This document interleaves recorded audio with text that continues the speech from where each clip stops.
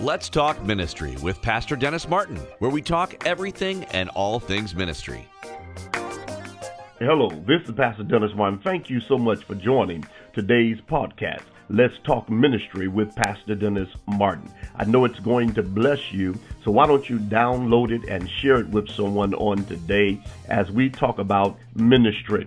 Today we're going to deal with how to deal with conflict in ministry. Those that have serious disagreements or arguments, those that find themselves being incompatible and they have difference of opinions or principles or interests. We're going to deal with today how to deal with conflict in ministry. Let us first understand that conflict will happen no matter who you are, whether you're in ministry, in church, or just in life. And as long as we live, we're going to find some type of conflict we will experience in our lives. But God already knew that we would have these conflicts, we would have these differences.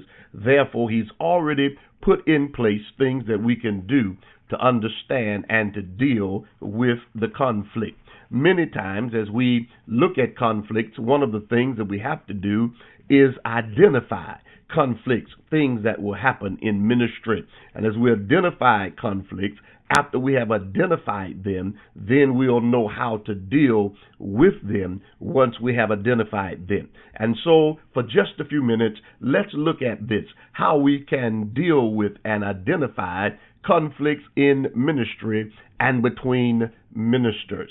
The first thing, conflict in ministry with people that don't believe as you believe. Sometimes you're going to run into people that have a different belief system on the way you believe, and it can bring about division or a conflict. It can cause things to stir and things to be different. And what we have to understand is everyone is not going to believe like we believe. Everyone's not going to share like we share. So what we have to do is be able to deal with that particular conflict. We have to identify that everyone is not going to believe like we believe. The second, we must understand in conflict, in identifying conflict, there's conflict between ministries. Sometimes ministries are at odds with each other because they do not believe the same way, or there's something going on that could be because of the minister or the preacher. And so there's conflict between ministries. Then there can be conflict in ministry gifts, in singing, where people have conflicts. They don't believe the same way, or they don't function the same way. And these are things that can be disagreements. They can be things that can make us incompatible, and we can find these conflicts. There's conflicts in the same denomination and sometimes in the same organization. Just because you're in a Reformation or because you're in an organization does not mean that you believe the same way. And so there are conflicts there. There can be conflict between those that serve in the same church and the same ministry. So we find these various things when we deal with conflicts. We have to identify with conflicts. And when we identify them, then we have to have things and solutions how to deal with the conflict. Well, number one, always try your best to deal with conflict as soon as possible. Don't let it go a long time, because it gives more people time to get involved in the conflict, and things can get out of hand. So you have to deal with things right away. You can't wait and let things go for months and years and no communication. You have to deal with those things right away. You have to deal with them right away. Deal with the conflict right away. Don't let it go too long. Don't let it go for months and years. Deal with the conflict then. If you deal with the conflict right away, then many times you will find yourself avoiding long drawn out things when you deal with it right away. So we have to deal with the conflict right away. Then there are things that you have to understand, that conflict that happen in private should deal with it. You should deal with it in private. Number two, that's conflicts that happen in private should be dealt with in private. If the conflict is a public matter, we should try to resolve the issue without making a scene. But if it is a private matter, then we should try to deal with that in a private setting.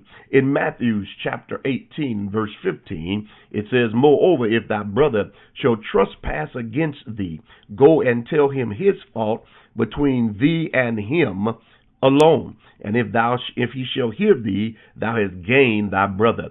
And so when it's a private matter, when it's a private conflict, we should do things in a private manner. We should do it then. And then if they don't hear us, the Bible tells us in the 16th verse, "But if he will not hear thee, then take with thee one or two more, that in the mouth of two or three witnesses let every word be established." And so it goes on to give us how to deal with those conflicts. If it is a private matter, you should deal with it privately. Number 3, never allow yourself to be pulled into conflicts between others unless you are a peacemaker in the situation. Many years ago, there were two bishops that I adored and loved, and they were having conflict, and I refused to allow myself to be pulled in the midst of their conflict, in the midst of their disagreement, in the midst of their falling out.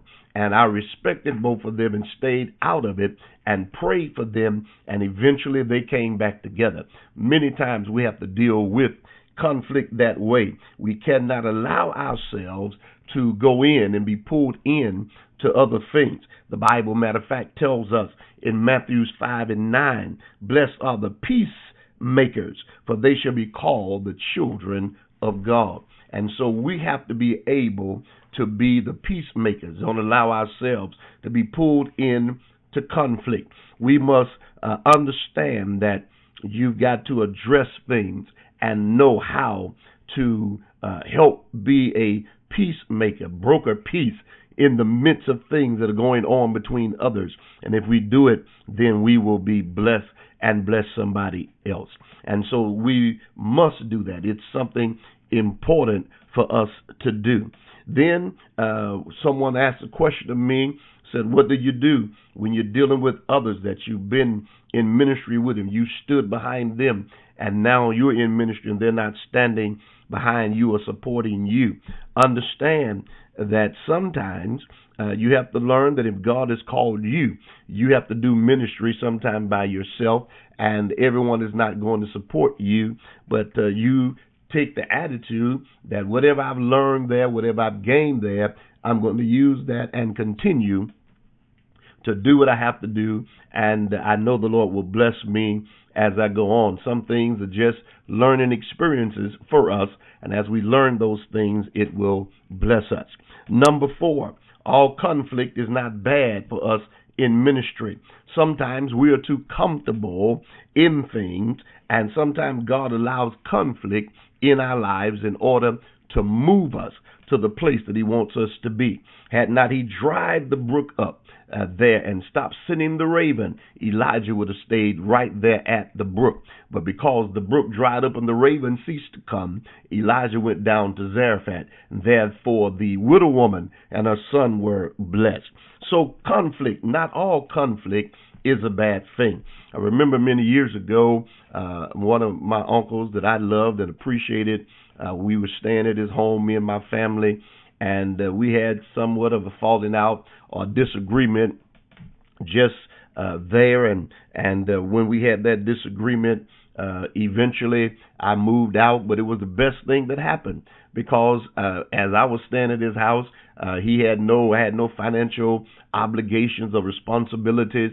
I was staying there basically rent-free. They were feeding us. My aunts were cooking, and I didn't have any bills to pay. And so when that thing happened, we eventually moved out. But in moving out, it helped us to get established as a family to take care of responsibilities on our own. So sometimes God allows conflict to move you, to get you from the comfortable place, to move you to where you need to be. So when you understand that, when you begin to recognize that, then you'll understand that not all conflict is a bad thing. Some conflict is good for us. And so we have to be able to deal with the conflict. Number 5, someone has to be the spiritual one in the conflict. You've got to take the lead in making things right. Sometimes you can't wait on people to come and straighten things out. Sometimes you have to do it on your own. Some things you must do. Some things you must take care of. Some things you must do. And according to Matthew chapter 5, verse 23, therefore, if thou bringest thy gift to the altar, and there remember thy brother have aught against thee, he said, you leave your gift at the altar and go thy way and be reconciled with thy brother, and then come and offer thy gift. And so sometimes we've got to be the spiritual one. We've got to take the lead in conflict when we're dealing with conflict in ministry. And so I want to encourage those of you that are listening at this podcast today. I want to tell you, go and let's deal with the conflict in ministry. Don't allow these things to continue and go on. But let us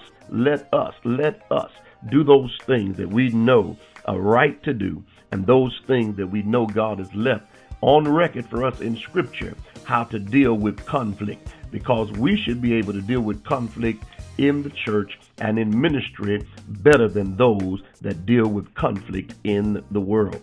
You're always going to have conflict in your life, but how you deal with it and how you just handle conflict is another thing. It's really important for us as Christians and believers and ministers to deal with conflict in the right way.